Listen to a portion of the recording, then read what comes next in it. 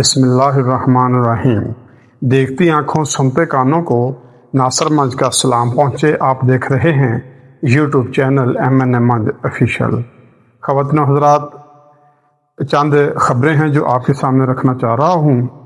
Doctor نثار چیمہ صاحب نے سید امیر عباس کے پروگرام میں بات کرتے ہوئے کہا کہ سچی بات ہے کہ یہ میری خواہش تھی کہ نواز شریف کے طرز سیاست پر کوئی داغ نہ لگے اور ان کے لیے پشیمانی اور کارکنوں کے لیے شرمندگی کا باعث نہ ہو۔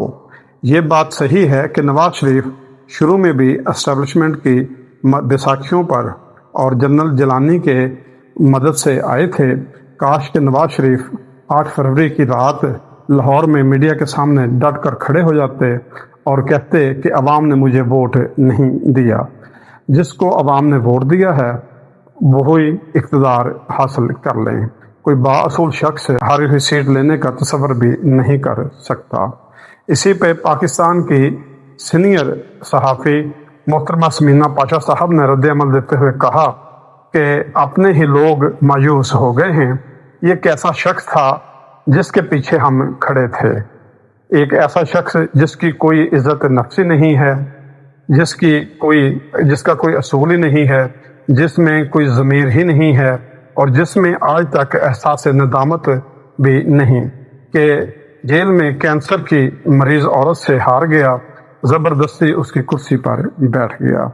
ناظرین، احمد جواد صاحب نے رؤف کلاسرا کے ایک کالم پر تنقید کرتے ہوئے کہا کہ رؤف کلاسرا صاحب نے سلمان اکرم راجہ پر ایک کالم میں جو حملہ کیا ہے وہ سرٹیفکیٹ ہے اس بات کا کہ سلمان اکرم راجہ صاحب درست راستے پر ہیں۔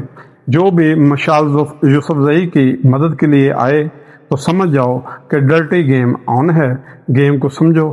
تف ہے ایسے کالم نگاروں پر جو صحافت کی الف بے سے بھی واقف نہیں، لیکن فرمائشی ایجنڈے پر کالم لکھتے ہیں۔ لکھ لو جتنا لکھ سکتے ہو، لیکن تمہاری ساکھ اتنی رہ گئی ہے کہ اگر کل کو تم کوے کو کالا بولو گے تو لوگ یقین نہیں کریں گے، وہ یہی کہیں گے کہ یہ جھوٹ بول رہا ہے۔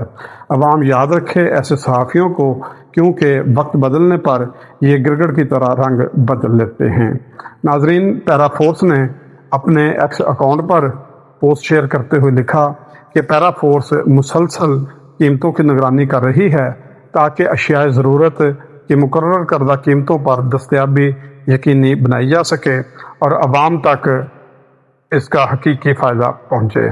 اس پر سجاد مصطفیٰ باجوہ صاحب نے کہا کہ پیرا فورس کے افسران میں جرأت ہے تو عام دکانداروں، سائیکل، موٹر سائیکل اور پھیری والے گلی محلے کے غریب عوام کو تنگ کرنے کے بجائے شوگر ملوں میں جائیں اور کریں ریٹ فکس اور سالہ سال کی وہاں پہ سٹاک چینی کو اٹھائیں۔ حکومت کے گندم خریدنے والے ٹھیکیداروں کے گوداموں میں بھی چھاپے ماریں اور گندم اٹھائیں اور ریٹ فکس کریں۔ حکومتی اتحادی علیم خان صاحب کے نیوز چینل سما نیوز نے خصوصی ٹرانسمیشن کرتے ہوئے مریم نواز کے ستھرا پنجاب کی حقیقت کو بے نقاب کر دیا۔ اربوں روپے کے اشتہارات اور زمین پر کام صفر ہے۔ لاہور تک غلاظت تعفن کچرے سے صاف نہ ہو سکا، رہی اربوں روپے لگا کر لاہور کی گلیوں میں صفائی کا ابھی تک برا حال ہے۔ فخر الرحمان صاحب نے عطا تارڑ کے ایک بیان پر رد عمل دیتے ہوئے کہا کہ پاکستان پر پچھلے 4 سالوں میں 100 کھرب روپے کا قرض چڑھ گیا ہے۔ ملک قرضوں پر چل رہا ہے اور PTI کو ترقی ہضم نہیں ہو رہی۔ یہ وفاقی وزیر اطلاعات و نشریات ساری دنیا کے تحقیقی اداروں کے سربراہ اس ترقی کے راز کا کھوج لگا رہے ہوں گے۔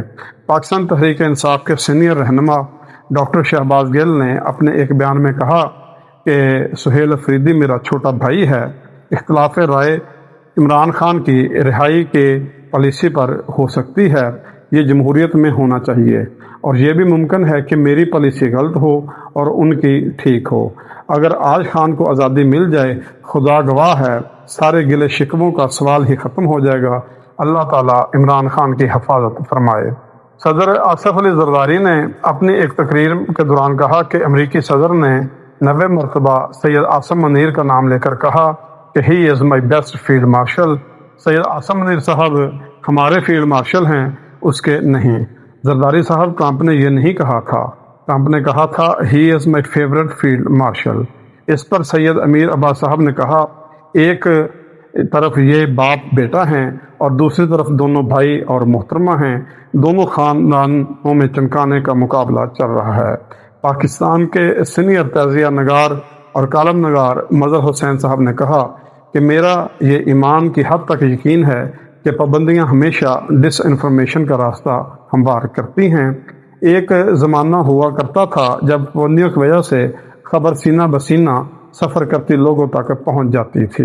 ملک میں حالات خراب ہوں اور میں کہوں کہ سب اچھا ہے، یہ دیانتداری نہیں ہے اور نہ ہی لوگ یقین کریں گے۔ بات بلوچستان کی ہو یا پاکستان کے زیر کنٹرول کشمیر کی، اگر میڈیا کو آزاد رپورٹنگ کی اجازت ملتی تو ڈس انفارمیشن میں کمی آتی۔ ناظرین، آج کے لیے اتنا ہی۔ ہمارے اس چینل کو مزید خبروں کے لیے سبسکرائب کر لیں۔ اپنا اور اپنے اس چینل کا ڈھیر سارا خیال رکھے گا۔ اللہ آپ کا حامی و ناصر ہو۔ اللہ حافظ۔